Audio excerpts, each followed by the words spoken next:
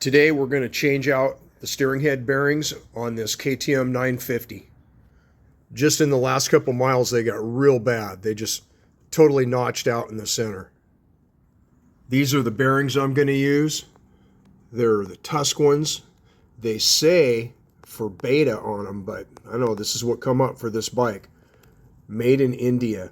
Hope they're okay. They were like 40 bucks on eBay.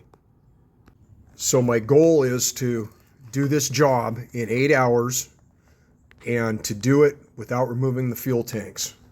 All right, got the bike on the lift, got the front wheel ready to come off. So yeah, got the caliper bolts out, got the fork guard disconnected. You know, everything's ready to come off. Got these lines free here. Pay attention to how all that goes, huh? Yep, everything's off now. Everything's just hanging. Got the fork legs all cleaned up. Little shot of WD on there. Everything's clean. Pinch bolts loose. Back to the top. I did end up loosening the upper halves of the fairing. I didn't take them all the way off. That gives me just enough room to get into these upper pinch bolts. Okay, got the steering damper off. It just totally got a detent right in the middle. Kerchunk. And then this thing, if you got a steering damper, this post, Scott will tell you it's really stiff, old grease in it. Scott will tell you that needs to be buttery. But I tied the handlebars off with a bungee, just got them up out of the way. Tried not to tip the master cylinder too far forward. Don't want to introduce any air. Boom. I think I can just take these two screws out. Probably should have did that before I took the handlebars off to release the ignition. And this wiring loom from the top triple clamp. Also, this Scott's handlebar carrier is designed so you can get at the top nut. If you can't on your bike, you're going to have to come from underneath. You can either get in there with a crow's foot. That's probably not the way. Probably just come from underneath with a long extension. You'll be able to get those. It takes a 17mm socket. Okay, so I got the top triple clamp off. In fact, I got the whole steering stem out. But yeah, you just loosen this pinch bolt right here. Take this top nut off. And then there's no nut underneath like on other bikes I've done. Once you, apparently this nut holds it all up. You get your tension and then you cinch this pinch bolt. I'll give you the torque specs later. And you just pop this off, and then the whole steering stem drops out. It wasn't hard. The top bearing just came right out. The bottom bearing, I did cut that in order to get that off. I cut the bearing cage with a die grinder with a cutting wheel. I got the cage out, threw the bearings in the garbage, and then I cut this, you know, being careful not to cut into the lower triple clamp or the steering stem. I cut that with that cutting wheel, and I'm going to try to fracture it with a chisel right now. I don't know if you can see that or not, but yeah, there's a hairline fracture in there. I smacked it with a chisel. And that worked good, and then it just slid right off. I ended up scoring it on both sides, just because. Yeah, so there's the lower race, one that takes all the load or most of the load, and yeah, you can see the marks in there, and you can even feel them. It's like totally dimpled. Okay, so I got this sucker about ready to go back together. I haven't put the outer races. I need to push these in. We'll talk about that in a minute, but in the seal kit, there's a new seal that goes in the dust cover. I cleaned that up, greased it, and installed that. And then the bearings, I palm loaded those. If you're unfamiliar with that, you take a dollop of grease and put it in the palm of your hand, and you just keep pushing the bearing, the bottom of the bearing. You just keep pushing the bottom of the bearing into that pile of grease in the palm of your hand until you see it squishing out of the top of the bearing, and then get a bunch around the rollers also. And then you're loaded up 100%. I have an exploded diagram of how the stack up goes, and I'll include that at the end of the video. So I'm going to knock this dude in.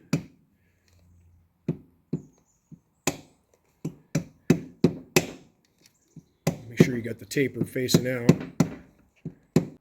You want to drive this thing in really square. And I don't have a driver for that, so we're going to have to do it old school.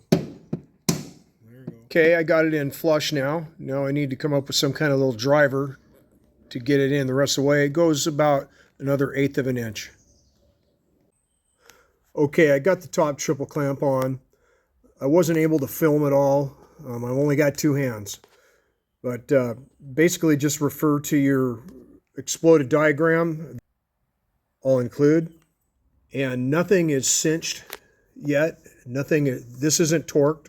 And this does set your steering head tension, just this nut, and then the pinch bolt right here.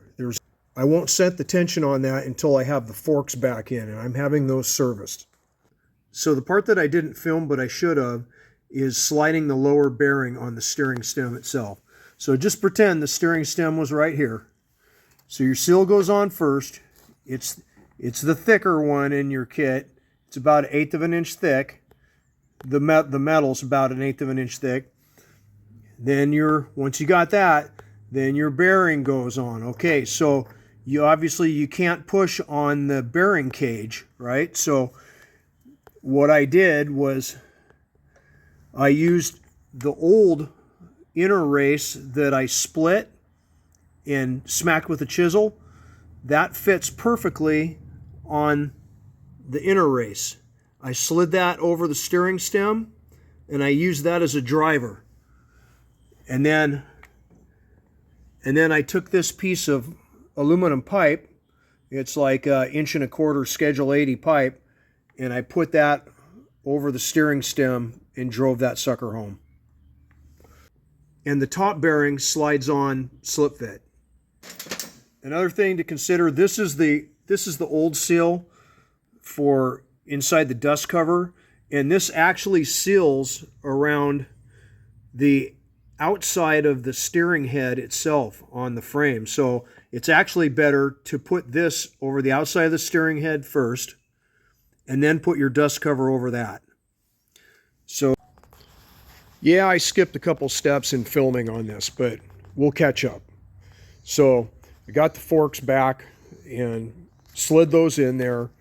And I left all this loose while I did that so things can migrate around.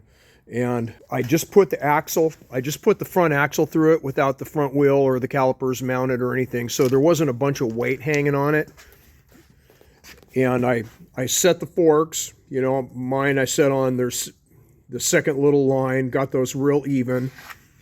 And I just lightly snugged the lower triple clamp bolts, and I mean just enough so that the fork legs wouldn't slide out, but still, they can twist and whatever needs to happen as you're putting this together.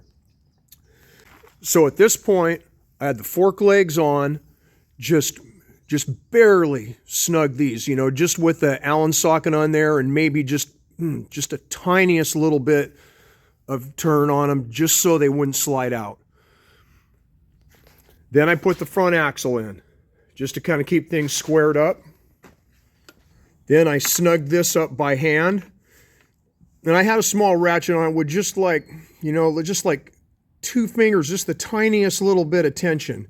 And basically I just snugged that, and the way they tell you to do it, I'm filming here, I only got one hand, but you grab both fork legs, and what I did is I snuck up on the tension on that nut, and I turned it several times just to make sure they were bedded in, that there wasn't a grease film in there.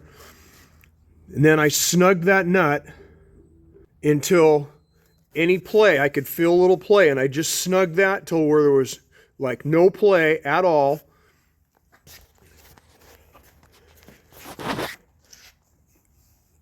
And then I just put the tiniest little bit of tension on it. I mean, just like,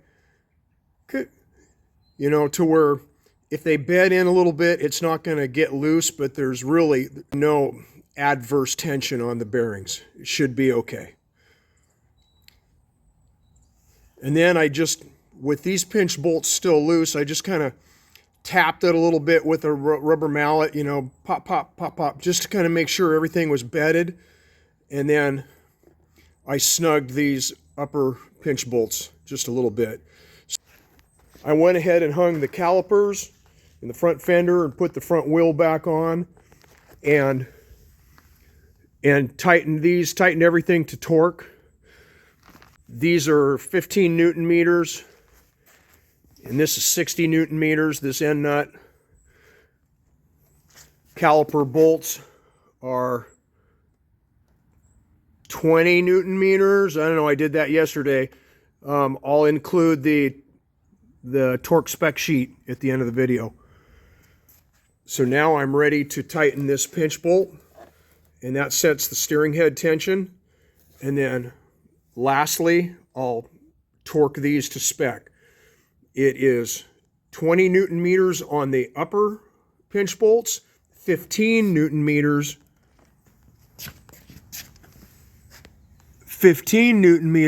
on the lower pinch bolts.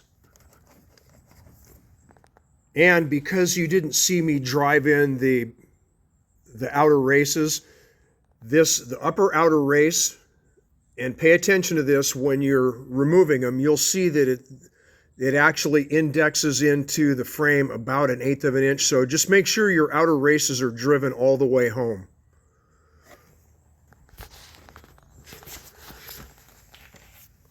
The lower outer race, when you drive that dude in, it's actually recessed up into the steering head about 3/16 of an inch, and that's where the lower sill rides.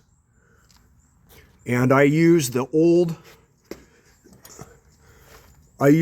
outer race to drive that in. You can get it in all the way with that. The top race, I drove it below flush with this piece of aluminum pipe that was a nice slip fit and was easy to get back out. This is kind of out of order, but when you go to drive your old outer races out, they actually came out real easy, and there's a nice ledge inside there where you can get a drift on. I just used a piece of stainless pipe that's cut real square on the ends. Another little thing that I do when I'm torquing, and this is kind of a personal preference, you know, and it's probably a good idea, is I kind of do these in a pattern. I don't get all carried away like these are 20 Newton meters and the lower ones are 15. I don't just come here and tighten this bolt to 20 Newton meters. I'll set my torque wrench at like 10, and I'll just kind of go back and forth gently between these two bolts until I hit 10, and then I'll come over here and get them to 10, you know, just back and forth between the two bolts, you know, so I'm not, you know, like cinching the heck out of one and then the other. You know, I just sneak up on it. Same thing lower, and I'll get everything to where they're to 15, upper and lower, and then I'll continue to tighten the upper ones to 20. And okay, it's all buttoned up. I took it for a ride. Everything's buttery smooth, way better. And I guess the job probably took about maybe 6 hours, and you could probably do it faster, but I'm not sure you really want to do this one faster. You know, take your time, be very methodical. Anyways, hey, please like and subscribe to Krusty Cycle. Thank you.